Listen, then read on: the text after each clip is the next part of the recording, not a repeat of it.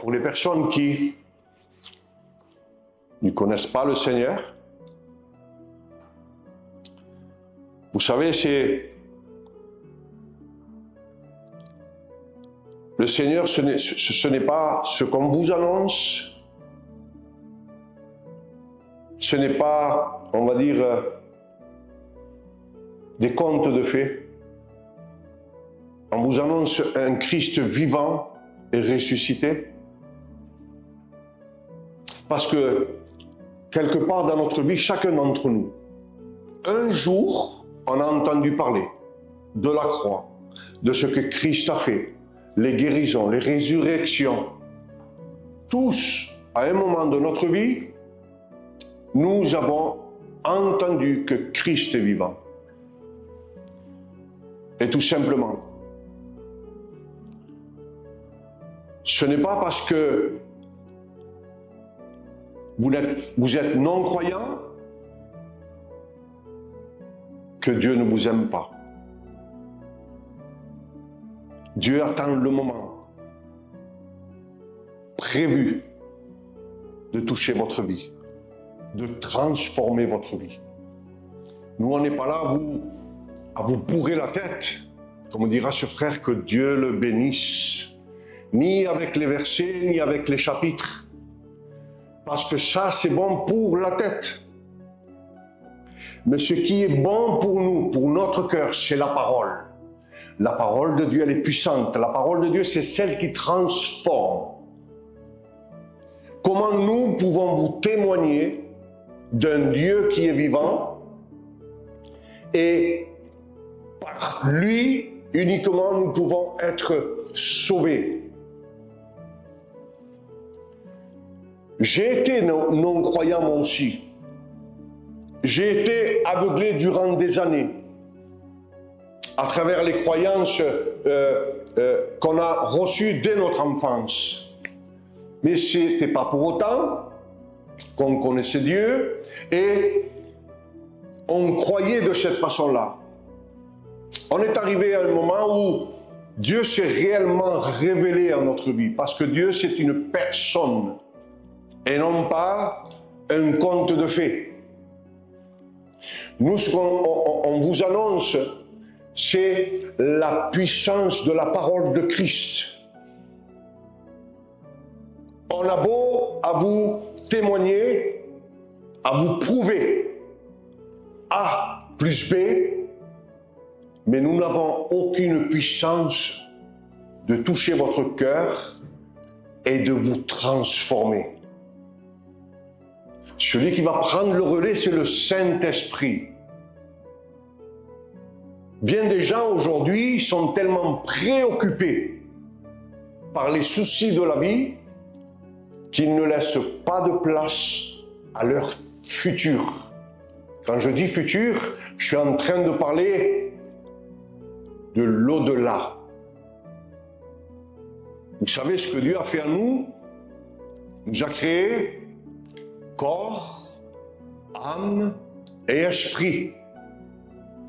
À la création de l'homme, par sa parole, avant l'homme, il a créé les cieux et la terre avec sa parole.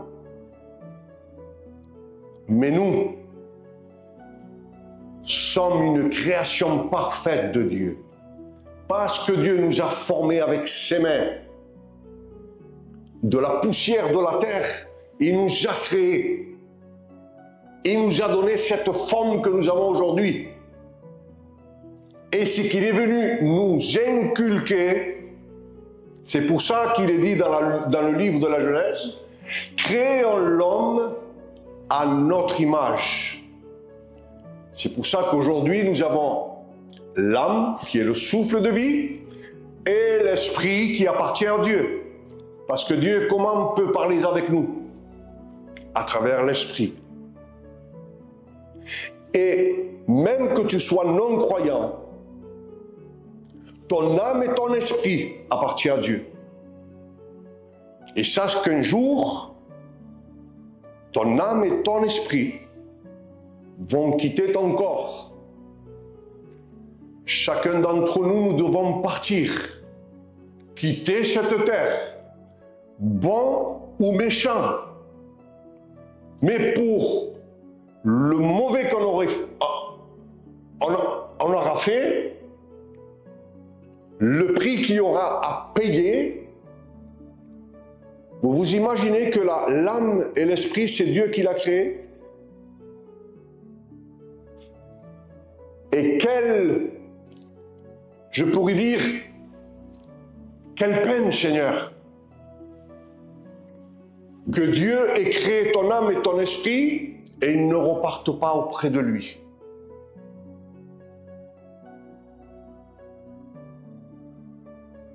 Deux endroits où passer l'éternité.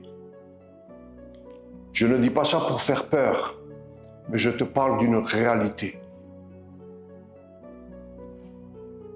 Ce que j'essaye avec ces quelques paroles à vous dire, c'est que tous nous devons comparaître devant Dieu. Tout ce qu'on est en train de contempler de nos yeux est éphémère. Ceux qui croient, ils sont en train de travailler pour leur salut. En vérité, ils sont en train de construire le bien qui nous attend en haut dans les cieux. La gloire de Dieu, l'amour de Dieu.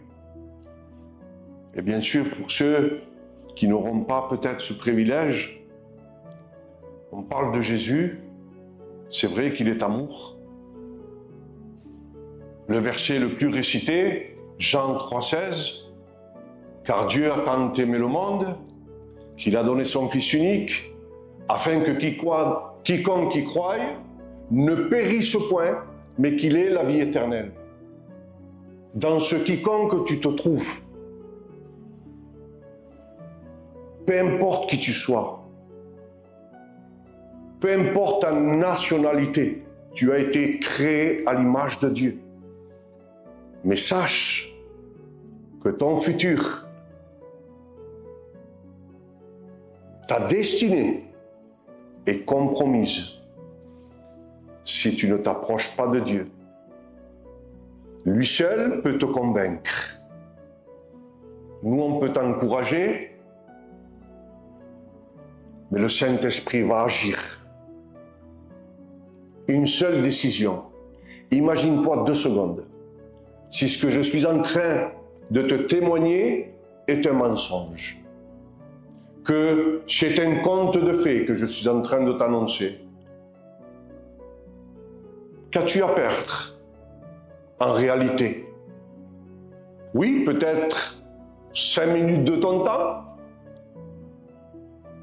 mais si tout cela serait réalité, et je peux te confirmer que c'est une réalité, tu aurais tout à perdre. Parce qu'un jour où tu te présenteras devant Dieu, le Seigneur te dira, mais comment tu fais pour ne pas me demander ce que je me révèle dans ta vie, ou que je rentre dans ta vie, que je transforme ta vie? Tu ne pourras jamais lui dire, Seigneur, je n'ai jamais entendu parler de toi. Il te dira, souviens-toi de ce jour où tu as entendu mon enfant te témoigner et tu n'as pas fait attention, tu ne l'as pas cru, tu ne l'as pas pris au sérieux. Le danger pour les personnes qui ne connaissent pas le Seigneur, c'est de se faire happer par le temps. Et c'est une arme favorite de l'ennemi que l'Éternel le réprime. La Bible nous enseigne qu'il a aveuglé l'entendement, Seigneur. Tu sais quoi? Tu sais pourquoi? Pour que la gloire de l'Évangile ne se révèle à ta vie. L'ennemi ne veut pas que tu sois sauvé. Tu sais pourquoi? Parce que lui, la gloire de Dieu, il l'a connue. Et aujourd'hui, même s'il viendrait à se repentir, il n'y a plus de chance pour lui. Il n'y a plus de seconde chance pour lui. Parce que si tu prends note à ce que dit la Bible, Car Dieu a tant aimé le monde. Et quand il parle de l'être humain et non pas des anges. Satan, c'est un ange déçu. Et son futur, il le connaît déjà. Il fera tout pour que tu ne t'approches pas de Dieu. Mais moi, je te conseille vivement, si tu as cette curiosité de connaître cette personne qu'on est en train de t'annoncer, peut-être tu vas t'approcher par toi-même. Je suis sûr d'une chose. Dieu va permettre des situations dans ta vie où il va falloir que tu viennes à ses pieds. Et Dieu attend. Il a cette patience envers toi. Il a cette patience envers vous. Tout simplement par amour. Ce Dieu que j'aimerais partager avec vous, avec toi, qui entend ce témoignage, c'est un Dieu merveilleux. Moi, quand j'annonçais autour de moi, mes amis, j'avais cette joie d'annoncer le salut, d'annoncer la personne de Christ. Et je vais conclure avec ça. J'aimerais que vous sachiez une chose.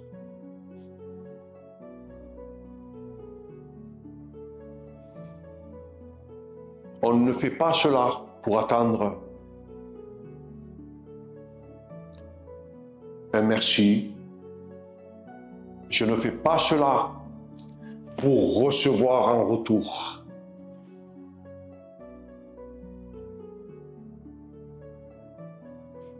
L'amour de Dieu, elle n'a pas de limite. L'amour de Dieu est inconditionnel. Cela veut dire quoi, inconditionnel? Il faut que tu fasses cela pour que Dieu fasse ceci. Dieu t'aime tel que tu es. Peut-être que tu as des vices. Peut-être que tu es enchaîné par des vices de l'alcool, de la drogue ou des choses de ce monde. La seule chose, c'est que Dieu veut te délivrer de tout cela. Peut-être aussi, tu peux avoir des blessures qui ne se voient pas. Des douleurs que tu ressens dans ton secret et tu n'oses en parler à personne. Ben Dieu les connaît. Lui connaît même le langage des larmes. Mets Dieu à l'épreuve. Mets Dieu à l'épreuve. Dis-lui simplement, Seigneur, si ce que cet homme est en train de me dire, si tu es ce Dieu véritable, ce Dieu qui s'est donné à la croix pour moi, tu existes véritablement, viens à mon secours. Il n'attend que ça, le Seigneur. Il veut venir à ton secours, quel qu'en soit le danger par lequel tu es en train de passer. J'aimerais te dire que, et non pas pour te faire peur, malheureusement, tu es en danger de mort.